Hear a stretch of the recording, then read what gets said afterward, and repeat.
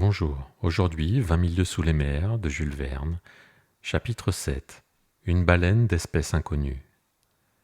Bien que j'eusse été surpris par cette chute inattendue, je n'en conservais pas moins une impression très nette de mes sensations. Je fus d'abord entraîné à une profondeur de 20 pieds environ.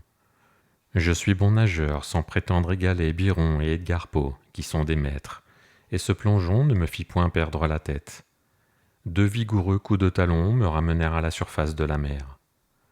Mon premier soin fut de chercher des yeux la frégate. L'équipage s'était-il aperçu de ma disparition?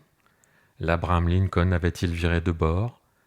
Le commandant Farragut mettait-il une embarcation à la mer? Devais-je espérer d'être sauvé? Les ténèbres étaient profondes. J'entrevis une masse noire qui disparaissait vers l'est et dont les feux de position s'éteignirent dans l'éloignement. C'était la frégate, je me sentis perdu. À moi, criai-je en nageant vers l'Abraham Lincoln d'un bras désespéré. Mes vêtements m'embarrassaient. L'eau les collait à mon corps, il paralysait mes mouvements. Je coulais, je suffoquais. À moi! Ce fut le dernier cri que je jetai. Ma bouche s'emplit d'eau, je me débattis, entraîné dans l'abîme. Soudain mes habits furent saisis par une main vigoureuse, je me sentis violemment ramené à la surface de la mer, et j'entendis, oui, j'entendis ces paroles prononcées à mon oreille. Si monsieur va avoir l'extrême obligeance de s'appuyer sur mon épaule, monsieur nagera beaucoup plus à son aise. Je saisis d'une main le bras de mon fidèle Conseil. Toi, dis-je, toi? Moi-même, répondit Conseil, et aux ordres de monsieur. Et ce choc t'a précipité en même temps que moi à la mer? Nullement. Mais étant au service de monsieur, j'ai suivi monsieur. Le digne garçon trouvait cela tout naturel. Et la frégate, demandai-je. La frégate, répondit Conseil en se retournant sur le dos. Je crois que monsieur fera bien de ne pas trop compter sur elle. Tu dis? Je dis qu'au moment où je me précipitais à la mer, j'entendis les hommes de bar s'écrier « L'hélice et le gouvernail sont brisés ». Brisés? Oui, brisés par la dent du monstre.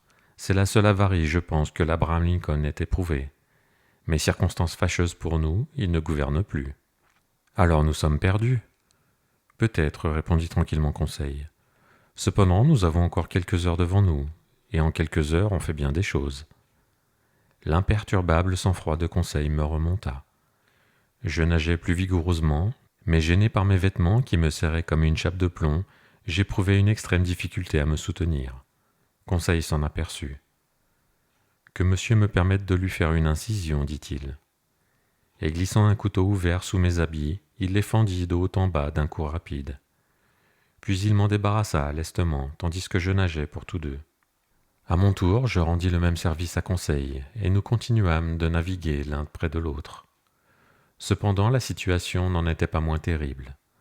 Peut-être notre disparition n'avait-elle pas été remarquée, et l'eût-elle été, la frégate ne pouvait revenir sous le vent à nous, étant démontée de son gouvernail. Il ne fallait donc compter que sur ses embarcations. Conseil raisonna froidement dans cette hypothèse, et fit son plan en conséquence. Étonnante nature, ce flegmatique garçon était là comme chez lui. Il fut donc décidé que notre seule chance de salut étant d'être recueillis par les embarcations de l'Abraham Lincoln, nous devions nous organiser de manière à les attendre le plus longtemps possible. Je résolus alors de diviser nos forces afin de ne pas les épuiser simultanément, et voici ce qui fut convenu. Pendant que l'un de nous, étendu sur le dos, se tiendrait immobile, les bras croisés, les jambes allongées, l'autre nagerait et le pousserait en avant. Ce rôle de remorqueur ne devait pas durer plus de 10 minutes, et nous relayant ainsi, nous pouvions surnager pendant quelques heures, et peut-être jusqu'au lever du jour. Faible chance, mais l'espoir est si fortement enraciné au cœur de l'homme. Puis nous étions deux. Enfin, je l'affirme, bien que cela paraisse improbable, si je cherchais à détruire en moi toute illusion, si je voulais désespérer, je ne le pouvais pas. La collision de la frégate et du cétacé s'était produite vers 11 heures du soir environ. Je comptais donc sur 8 heures de nage jusqu'au lever du soleil. Opération rigoureusement praticable en nous relayant. La mer assez belle nous fatiguait peu. Parfois, je cherchais à percer du regard ces épaisses ténèbres que rompait seule la phosphorescence provoquée par nos mouvements. Je regardais ces ondes lumineuses qui se brisaient sur ma main et dont la nappe miroitante se tachait de plaques livides. On eût dit que nous étions plongés dans un bain de mercure. Vers 1 heure du matin, je fus pris d'une extrême fatigue. Mes membres se raidirent sous l'étreinte de crampes violentes. Conseil dut me retenir, et le soin de notre conservation reposa sur lui seul. J'entendis bientôt halter le pauvre garçon. Sa respiration devint courte et pressée. Je compris qu'il ne pouvait résister longtemps. « Laisse-moi, lui dis-je. »« Abandonner, monsieur? Jamais, répondit-il. Je compte bien me noyer avant lui. » En ce moment, la lune apparut à travers les franges d'un gros nuage que le vent entraînait dans l'est. La surface de la mer étincela sous ses rayons. Cette bienfaisante lumière ranima nos forces. Ma tête se redressa, mes regards se portèrent à tous les points de l'horizon. J'aperçus la frégate. Elle était à 5 miles de nous et ne formait plus qu'une masse sombre, à peine appréciable. Mais d'embarcation, point. Je voulus crier, à quoi bon, à pareille distance. Mes lèvres gonflées ne laissèrent passer aucun son. Conseil put articuler quelques mots et je l'entendis répéter à plusieurs reprises. « À nous, à nous !» Nos mouvements, un instant suspendus, nous écoutâmes. Et fût-ce un de ces bourdonnements dont le sang oppressé emplit l'oreille, mais il me sembla qu'un cri répondait au cri de Conseil.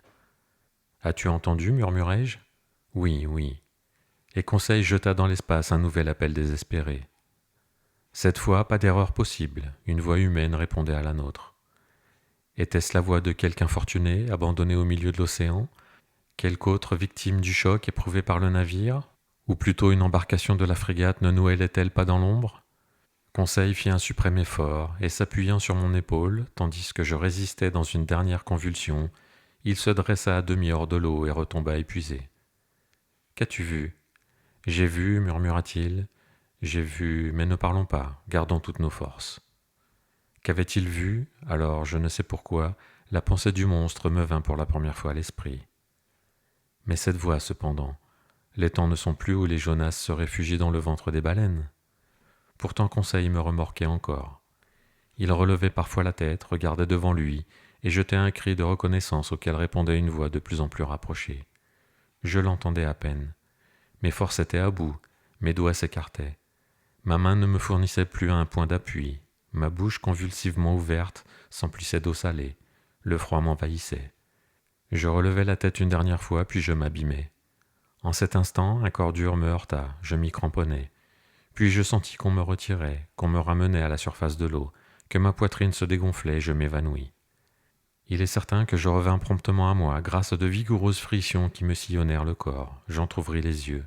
« Conseil, murmurai-je. »« Monsieur Massonnet, répondit Conseil. » En ce moment, aux dernières clartés de la lune qui s'abaissait vers l'horizon, j'aperçus une figure qui n'était pas celle de Conseil et que je reconnus aussitôt.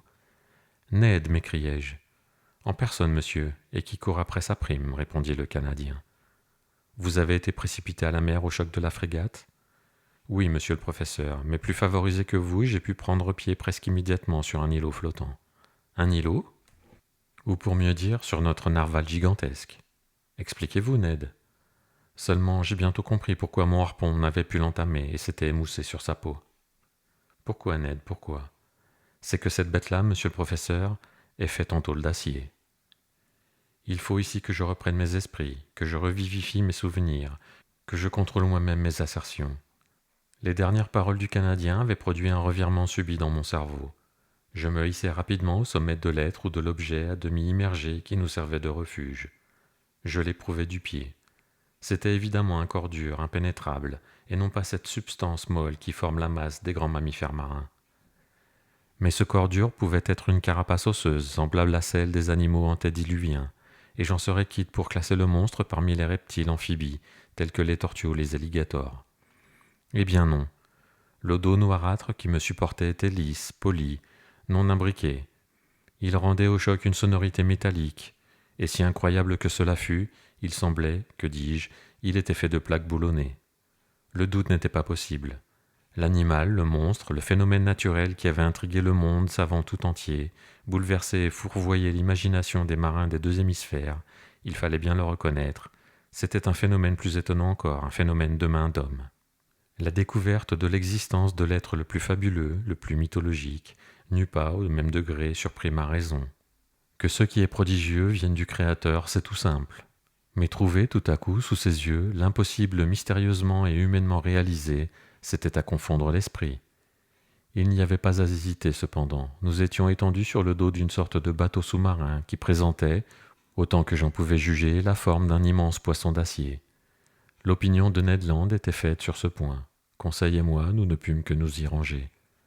Mais alors, dis-je, cet appareil renferme en lui un mécanisme de locomotion et un équipage pour le manœuvrer?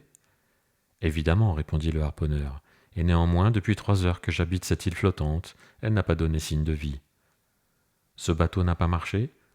Non, monsieur Aronnax, il se laisse bercer au gré des lames, mais il ne bouge pas. Nous savons, à n'en pas douter cependant, qu'il est doué d'une grande vitesse. Or, comme il faut une machine pour produire cette vitesse et un mécanicien pour conduire cette machine, j'en conclus que nous sommes sauvés. Fit Ned Land d'un ton réservé.